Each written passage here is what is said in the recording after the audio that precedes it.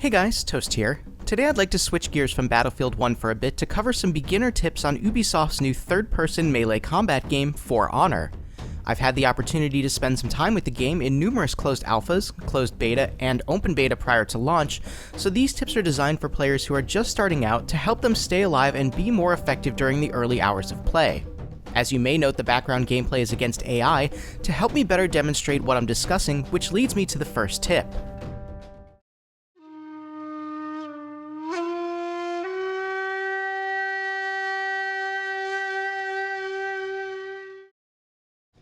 For Honor is primarily a PvP game which pits teams of up to 4 players against one another in brutal melee combat featuring Vikings, samurais, and knights. While you could technically jump right into the PvP, and you may do alright, the game has a fairly steep learning curve if you've never touched it before, and it's going to be more beneficial to both you and the team you're trying to help win to spend some time against the AI. While they're admittedly easier to play against than the seasoned players, they're certainly not always pushovers, and especially for newer players they can pose a challenge that'll help you get the feel of how to actually play the game. Not to mention that they also allow you the time to learn the moves for each character, and try them out without having to worry about losing a match for your team because you're unfamiliar with the character that you're playing. The bots have enough actual tactics like reviving teammates, double teaming, and blocking a lot of attacks to make them both enjoyable and engaging to play.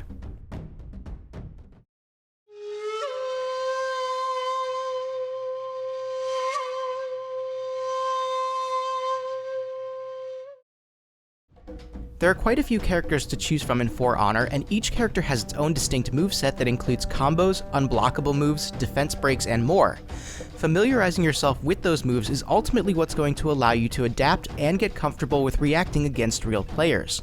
While many of the combos for each character follow similar button presses or keys due to the limited nature of attacks, each character is going to have a set list of attacks that you're going to want to understand. Because of this, it's going to be beneficial to you to try out a bunch of characters and then pick one or two that you particularly enjoy so that you can really spend time to learn their moveset and become comfortable with how to play them. As you become more attuned to the playstyle of that character, you can begin to string together multiple combos with movement-based abilities to make yourself a formidable target. Of course, that doesn't mean that you can't try out new characters whenever you want, but if you want to get to the point where you're capable of reacting consistently against real players, you're going to want to focus on a couple characters to start with in order to learn the basics as best you can.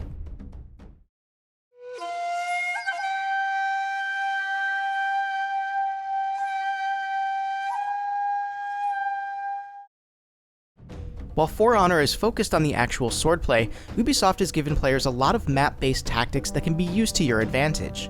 Each character has a move to throw an enemy, which can be used in combination with the environment to kill your target outright or do damage to them. Are you near a cliff or drop-off? Grab a hold of your foe and toss them off the ledge and ultimately to their doom. See an enemy climbing a ladder that you're about to go down? You can slide down that ladder and knock them off, sending them plummeting to their death, or at the very least do a nice chunk of damage. Many maps also have carts and barrels that are on fire, which can also be used. Grab an enemy and throw them toward the fire, and if you make contact, they'll be set ablaze, dealing damage over time and giving you the upper hand to finish off the fight.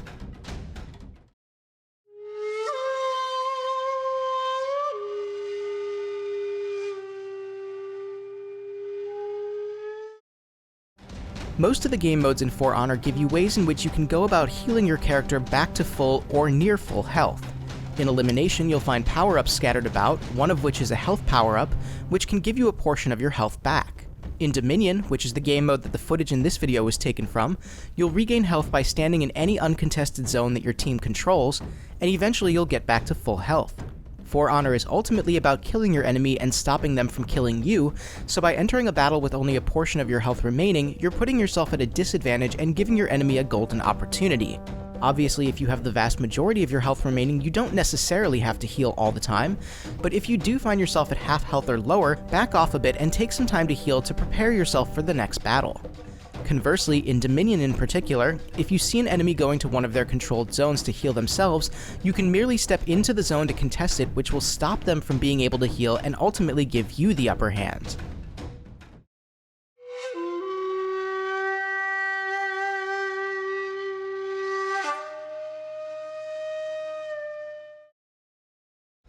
While it's great to take down an enemy to 0 health and watch them fall to the ground, you've only finished half of the battle. The other half is to use one of your executions to fully finish the job. Players and enemies who have been downed but not executed can be revived by teammates, and while that isn't necessarily going to happen all the time, keen players and even keen bots are going to take advantage of their allies not being executed and bring them back to life, which, I should point out, brings the downed player back to full health. If you see a downed enemy that has a plus sign over their head, that means that they can be revived, so you should be cautious that no other enemies make their way to try and do so while you're not paying attention. Conversely, if you see a downed ally that has a plus sign over their head, that means that they can be revived by you, at which point you should go and try and help them out. In order to execute an enemy, you must be locked onto them and down them with either a heavy or unblockable attack, which will then prompt you with a button or key press to select an execution. Executions are not only entertaining to watch as they're both brutal and well animated, they're also going to ensure that a downed enemy is a dead enemy and stop the opposing team from having the chance to get back on even footing. Now, for those of you who have played For Honor, what do you think of the game so far? Have you found it engaging and enjoyable? Let me know in the comments. If you liked the video, please leave a like, and if you want to see more content, please subscribe. Thank you guys so much for watching. This is Toast, and I'll talk to you soon.